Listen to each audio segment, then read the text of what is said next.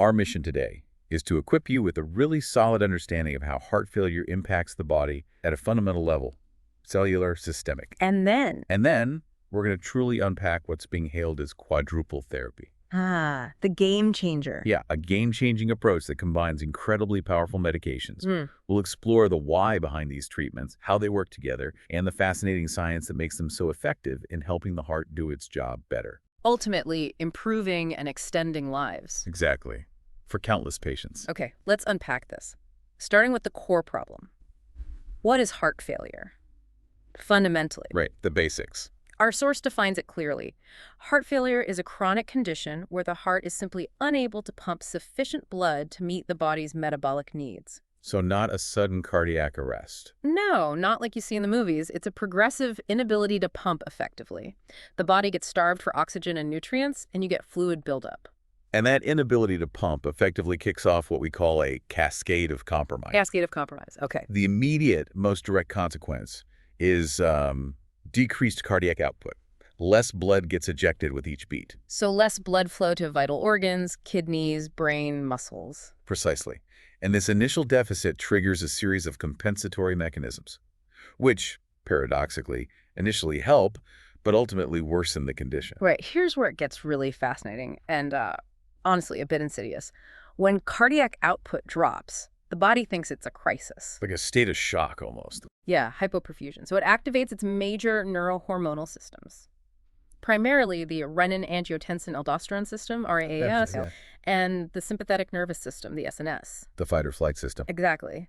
But it's constantly on, overactivated in this chronic state, even when it shouldn't be. Right. And while these systems are great in an acute emergency, like, sudden blood loss, raising blood pressure quickly. Good for that. Yeah. But in chronic heart failure, their prolonged activation becomes profoundly detrimental.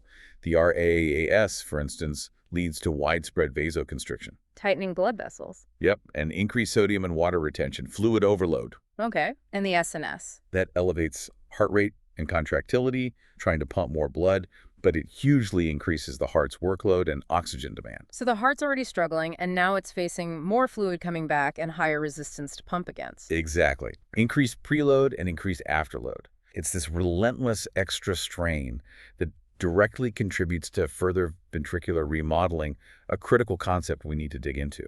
It truly is a vicious cycle, isn't it? The source highlights that these compensatory mechanisms, which are initially helpful, ultimately make the heart failure worse. The body tries to adapt, but its adaptations become part of the problem. Like your analogy of patching a leaky boat with waterlogged wood. It might plug a small hole for a bit, But it makes the whole thing sink faster in the long run. yeah. And that chronic overstimulation of RAAS and SNS doesn't just add strain. It directly causes inflammation, fibrosis scarring, and cell death in the heart muscle itself. Okay, that sets us up perfectly for ventricular remodeling. This isn't just a symptom, it's actually driving the disease forward. That's a key point. It's the structural changes in the heart due to that chronic stress. The heart tries to adapt to the increased workload, changing its size, shape, even muscle thickness. But these adaptations, initially for survival, end up hindering its function. Exactly. They contribute to the progressive decline. So instead of getting stronger in a healthy way, the heart reshapes itself detrimentally. One key manifestation is left ventricular hypertrophy, LVH. Thickening of the heart muscle, specifically the left ventricle, the main pump. And you'd think thicker equals stronger, but not here. Not really. A hypertrophied heart muscle becomes stiffer, less elastic. So it struggles to relax and fill properly. Between beats, its diastolic function. Which is just as important as pumping. Absolutely. And a bigger muscle needs more oxygen. If the coronary arteries can't keep up, the muscle can become ischemic, starved for oxygen, and paradoxically weaker. So impaired filling. Then there's dilated cardiomyopathy, almost the opposite look. Yeah, instead of thickening, it's enlargement and thinning of the ventricles. Like an overstretched balloon, the walls get thin, flabby, lose their snap. Can't contract forcefully. Right. Directly reduces pumping ability, like squeezing a limp sponge. Not much force there. And beyond just size and thickness changes, there's also fibrosis and myocyte loss. Scoring again? Yes. Fibrosis is scarring.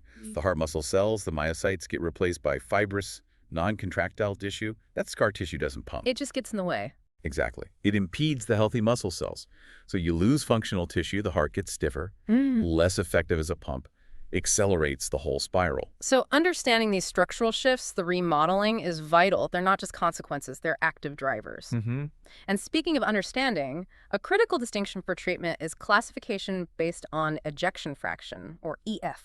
Ah, yes, EF. Crucial measure. It's the percentage of blood the left ventricle pumps out with each beat. Our source identifies two main types, HFREF and HFPEF. Yes, and this distinction is fundamental for treatment strategies. The underlying mechanical problem is different. So HFREF first, heart failure with reduced ejection fraction, defined by an EF less than 40%. Right. This is the classic type where the heart is literally unable to pump effectively. It's a systolic dysfunction. The pump itself is weak. Our source has a good analogy. Normal EF is maybe 50–70%. So fill with 100 millimol, eject 60 millimol, 60% EF. Okay. With HFR-EF, maybe it fills with 50 millimol, but only ejects 30 millimol. Still feeling okay, but the pump is weak. Can't push enough out. Got it. Then there's heart failure with preserved ejection fraction, HFTEF.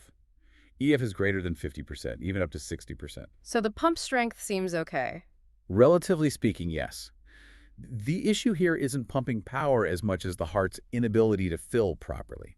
Often the muscle is stiff, maybe from long-term high blood pressure, causing that hypertrophy we talked about. So it can't relax and expand enough to take in blood during diastolic dysfunction. Exactly. So using the analogy, the heart might still eject, say, 40 millimoles, but if it only managed to fill with 50 millimol because it's too stiff. Even though 40 out of 50 is an 80% ejection percentage. Right. The total volume pumped out is still too low because it couldn't fill properly to begin with, like a syringe plunger getting stuck halfway. That distinction is critical, especially because HFPEF used to be much harder to treat pharmacologically, though things are changing there. It's a crucial nuance. Both conditions lead to insufficient blood flow and fluid overload, but the mechanics differ. And what causes these? Common culprits. Well, coronary artery disease is a big one, causes muscle damage. Yeah. Chronic hypertension, forcing the heart to work against high resistance. Uncontrolled diabetes damages heart and vessels. And, of course, a history of myocardial infarction, a heart attack. Scar tissue from a heart attack. Exactly. All place immense chronic stress on the heart. And what does this feel like for the patient? Common symptoms. Key ones that really impact quality of life. Dyspnea, shortness of breath, often worse with exertion or lying flat. That's a classic sign. Profound fatigue, just feeling wiped out constantly. And significant weight gain, usually from fluid retention, swelling in legs, ankles, abdomen. Also angina, chest pain, and palpitations. Yes, feeling the heart racing or skipping beats can also occur. To quantify this, clinicians use the New York Heart Association, or NYHA, functional classification, right? Yes, the NYHA classes. Standardized system categorizes symptoms based on activity levels, gives a practical picture of limitation. Fundamental tool. So, class I. You have heart disease, objectively, but no symptoms with ordinary physical activity. You feel okay day to day. Class II. Still heart disease, but symptoms start with ordinary activity. Maybe breathless walking upstairs you used to handle, tired after routine tasks. Okay. Noticing it more. Class III. More significant limitation. Symptoms with less than ordinary activity. Simple things like dressing or walking across a room might bring on symptoms. Daily life gets really challenging. And class IV. Most severe. Symptoms even at rest or with minimal activity, often needing hospitalizations. The heart is struggling constantly, really debilitated. That classification really helps guide treatment aggressiveness and track progression, doesn't it? Absolutely. Helps us understand the patient's lived experience, too. Okay, here's where it gets really interesting. We've outlined the problem, the insidious progression. Now, let's shift to the solution, the interventions. What are the goals of heart failure therapy? It's more than just symptoms, right? Oh, much more. Symptom relief is crucial for quality of life, of course. But the primary goals go deeper. Like reducing hospitalizations, huge burden, poorer outcomes, high costs, critically slowing, halting, or even partially reversing the disease progression. interrupting that vicious cycle we talked about. Exactly. Interrupting neurohormonal activation and remodeling. And the most important goal, the one these therapies have profoundly impacted, is improving and extending survival. These are life-extending, disease-modifying therapies, not just patches. Precisely. And this brings us right to the game changer, quadruple therapy. Our source highlights this as foundational, first line for HFREF. Yes, that type where the pump is weak. It's not just one drug. It's a powerful synergistic combination.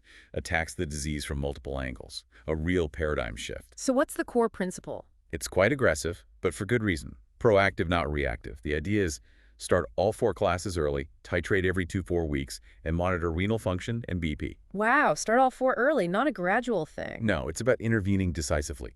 Halt the progression, improve outcomes quickly and safely with careful, consistent monitoring. Adjusting doses, watching for side effects? Exactly.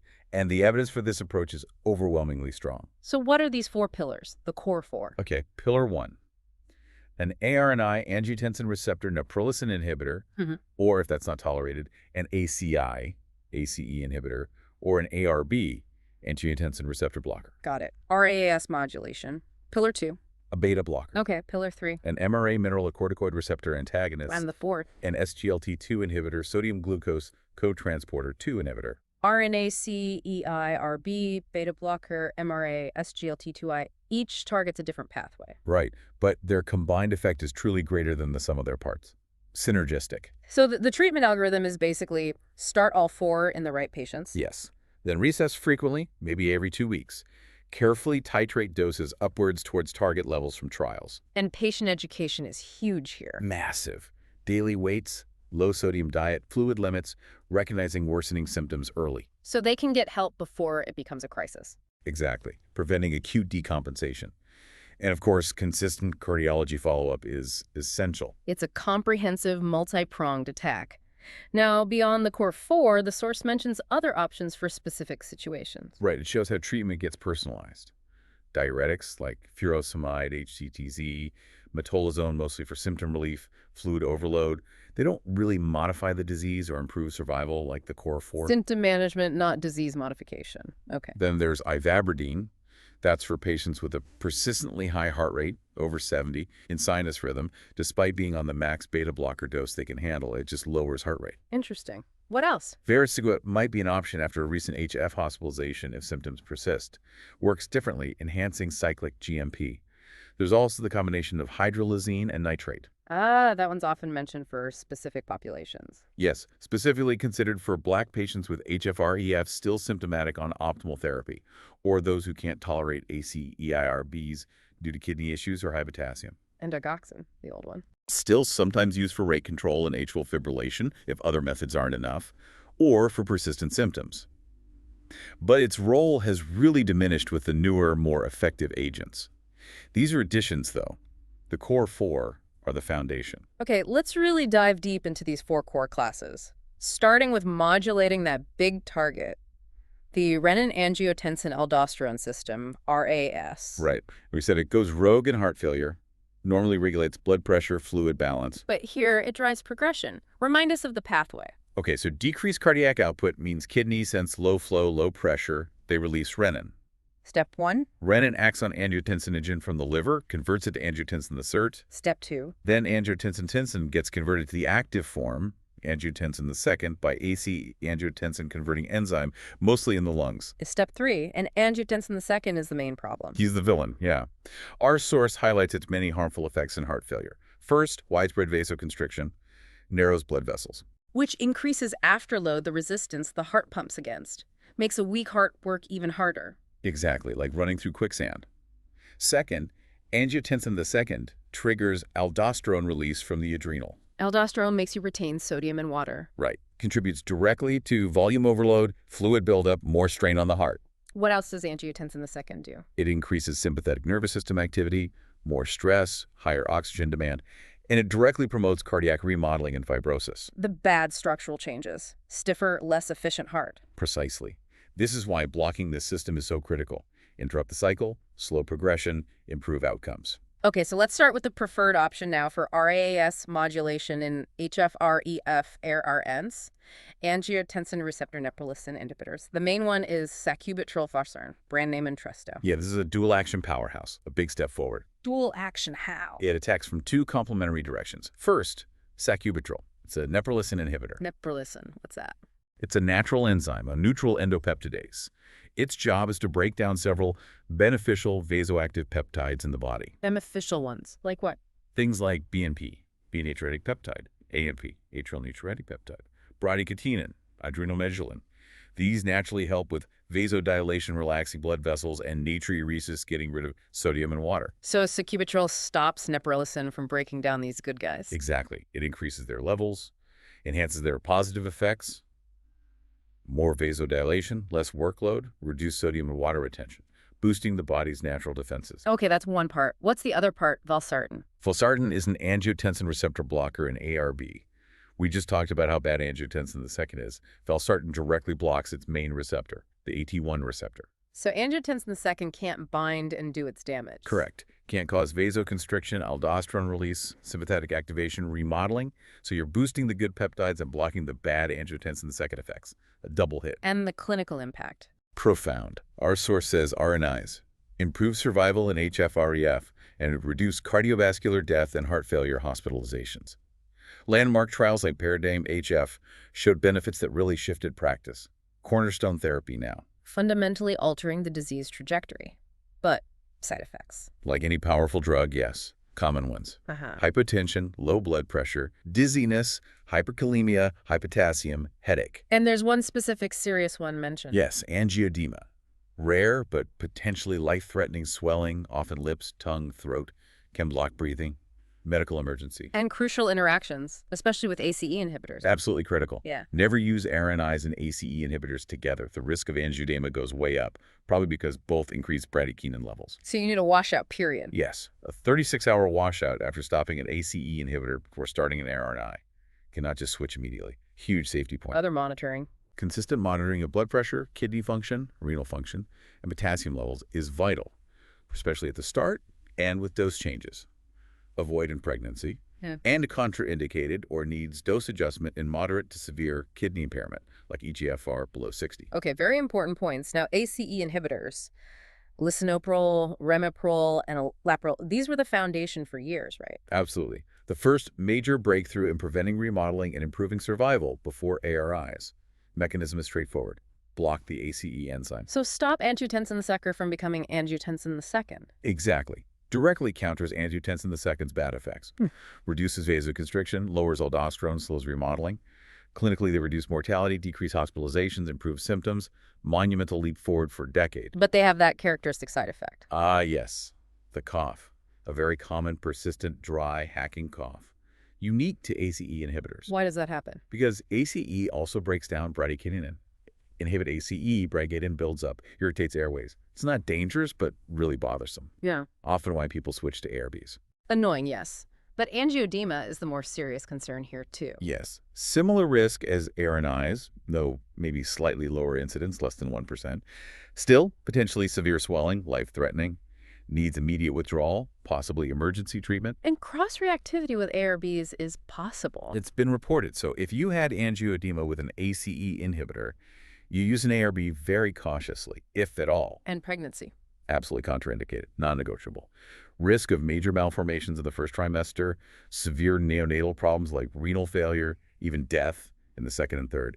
Critical safety issue. So if ACE inhibitors cause cough or there are other concerns, the alternative is ARBs, angiotensin receptor blockers. Exactly. Losartan, valsartan, candesartan, others. Primarily used for patients intolerant to ACE inhibitors, often due to cough. Or valsartan is part of the ARNI on Entresto. How do ARBs work differently? They don't block the formation of angiotensin II like ACE inhibitors do. Instead, they directly block the angiotensin II receptor, the AT1 receptor. So angiotensin II is still around, but it can't dock. Right. It can't bind and trigger vasoconstriction, aldosterone release, sympathetic activation, ADH release, all that bad stuff. And the key difference regarding cough. Crucially, unlike ACE inhibitors, ARBs do not block the breakdown of bradykinin. That's why they typically don't cause the cough. Makes them much better tolerated for many. And their effectiveness. Comparable to ACE inhibitors in reducing mortality and hospitalizations in HF-REF. Side effects. Similar profile, minus the cough. Pretty much. Still watch for hypotension, dizziness, hyperkalemia. And angioedema, though rare, remains a potential risk. Need patient education on symptoms. Essential alternative for RAAS blockade. Okay, moving to pillar 2, beta blockers. Taming the sympathetic storm. Right. We talked about that overactive fight-or-flight response in heart failure. Initially compensatory, but chronic activation is bad. And we're talking specific ones with proven mortality benefit in HF-REF. Yes, the big three. Metoprolol succinate, the controlled release one, not tartrate. Bisoprolol and carvedilol. These are the ones proven to save life. So how do they tame that storm? They block the effects of adrenaline and noradrenaline on beta adrenergic receptors. Reduce that excessive sympathetic drive. What does that achieve clinically? Several critical things. Reduces heart rate, giving the heart more time to fill properly during diastole. Decreases the heart's oxygen demand. Over time, improves left ventricular function. And, crucially, prevents further cardiac remodeling and fibrosis by reducing the toxic effects of chronic sympathetic stimulation. So, significantly reduced mortality, fewer hospitalizations, improved survival, disease modifying. Absolutely. Fundamentally changing the disease course. But prescribing requires caution, the start low, titrate slow rule. Vital. Not just a suggestion. Beta blockers can paradoxically worsen heart failure initially if started too fast or too high, especially if the patient isn't stable. You need to be stable first. Yes, usually stable for at least 4 weeks before starting, especially carvedilol. Then doses are increased very gradually over weeks or months, allowing the heart to adapt. So lots of monitoring. Constant monitoring. Heart rate, blood pressure, weight, signs of worsening heart failure. Looking for stability before each dose increase. And side effects to watch for. Bradycardia, slow heart rate, maybe below 40-50 BPM or heart block. Hypotension, especially with carvedilol because it also blocks alpha-1 receptors, causing vasodilation. What about breathing? Bronchospasm can occur, especially with non-selective ones like carvedilol. Less common with cardioselective ones like bisoprolol, which targets heart receptors more specifically. And for diabetics. A critical point. Beta blockers can mask the symptoms of hypoglycemia, low blood sugar. Patients might not feel the usual warning signs like tremor or fast heart rate. Important caution. Though maybe carvedilol affects glucose less, and bisoprolol is better for asthma. Generally, yes. Cardioselective bisoprolol might be preferred with reactive airways. Carvedilol might have less impact on glucose.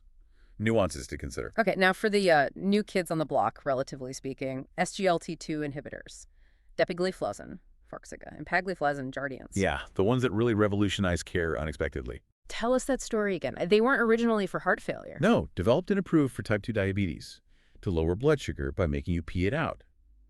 But then, the big diabetes cardiovascular outcome trials showed these amazing, unexpected benefits. Reducing heart failure hospitalizations, cardiovascular death. Exactly. Huge reductions. And now they're recommended in heart failure whether you have diabetes or not. That was a massive breakthrough. Changed everything. Scientific serendipity. So how do they work beyond just glucose? Okay, normally kidneys reabsorb about 90% of filtered glucose and a lot of sodium via SGLT2 transporters in the proximal tubule. Very efficient reabsorption. And these drugs block that. Precisely. Prevent reabsorption of both glucose and sodium. Leads to increased natriuresis, sodium excretion, and osmotic diuresis. Water follows the solutes out. So it reduces fluid volume, takes load off the heart, reduces preload. Yes, that's part of it. But the benefits seem to go way beyond just diuresis and glucose lowering. Yeah. It's more complex. Other proposed mechanisms? Improved myocardial energetics, the heart uses energy better. Reduced inflammation, oxidative stress, direct positive effects on cardiac remodeling, less fibrosis, positive kidney effects too. And the clinical impact is huge across the board. Immense. Both dapagliflozin and empagliflozin robustly reduce mortality and hospitalizations in HFrEF, shown in landmark trials like DAPA-HF and EMPEROR-Reduced, and now also showing benefit in HFpEF from trials like EMPEROR-Preserved and DELIVER. So beneficial across the ejection fraction spectrum, offering cardioprotective effects. Right. Reduce HF hospitalization, CV mortality, non-fatal MI, stroke, really broad cardiovascular protection. Prescribing considerations. Volume depletion. Can happen due to the diuretic effect, so monitor for dehydration, especially in older adults. Need to monitor kidney function, eGFR, as efficacy and safety can change, although they're also kidney protective for many. Avoid in type 1 diabetes. Generally, yes, due to a specific risk. And there are eGFR thresholds for starting and stopping. What are those thresholds, roughly? For dapagliflozin, generally not recommended below eGFR 25 for HF. For empagliflozin, maybe not initiated below 20 or stopped if it falls below that. Need to balance benefit risk, especially with limited data in dialysis for empagliflozin. Side effects? Infections. Most common. Female genital mycotic infections, yeast infections, nasopharyngitis, UTIs, due to the sugar in the urine. But there's a serious warning for diabetics. DKA. Yes. Diabetic ketoacidosis, rare but serious, life-threatening. High ketones, sometimes with normal blood sugar, euglycemic DKA. Reported in type 2 diabetics on SGLT2I. Patients need education on symptoms, nausea, vomiting, abdominal pain, unusual fatigue, and to seek immediate help if they occur. Critical warning. Okay, finally, PELR4. Mineralocorticoid receptor antagonists and RAs, spironolactone, eplerenone. blocking aldosterone. Right, aldosterone is part of that harmful RAA pathway.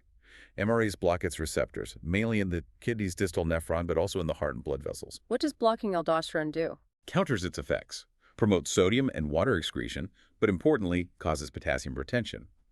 And crucially, they directly reduce cardiac fibrosis and remodeling and vascular stiffness. Key disease-modifying effect. Show clinical impact. Significant. Reduce mortality and hospitalizations in HFrEF. Indicated for all HFrEF patients with NYHA Class II FLAV symptoms. Strong evidence for inclusion in quadruple therapy. Side effects. Potassium is a big one. Hyperkalemia. High potassium is the key concern due to that retention effect. Also dehydration, nausea, and specifically with spironolactone. Gynecomastia. Yes, painful enlargement of male breast tissue. Because spironolactone isn't perfectly selective, it hits other steroid receptors too. Can be a reason to switch to eplenon, which is more selective and causes less gynecomastia. And monitoring is vital. Crucial. Check potassium and kidney function closely 3 days, 7 days after starting, then periodically, especially watching for hyperkalemia. Okay, so we've got the 4 pillars: ARNI, ARB, beta blocker, MRA, SGLT2I. The real power is using them together, right? The symphony of treatment. Exactly. Each class targets different but interconnected pathways. They work in concert, synergistically. It's a multi-layered defense. Dismantling the disease from multiple angles. Together, they powerfully counter neurohormonal activation, hitting both RAAS and SNS. They reduce fluid retention and volume overload, taking strain off the heart. And prevent or reverse remodeling. Yes, helping the heart maintain structure and function. Plus, agents like SGLT2I improve cardiac efficiency and metabolism. Heart works smarter. So it's the combination that yields profound improvements in survival and quality of life. Not one magic bullet. Absolutely. The impact of initiating all 4 early is far greater than any single therapy alone.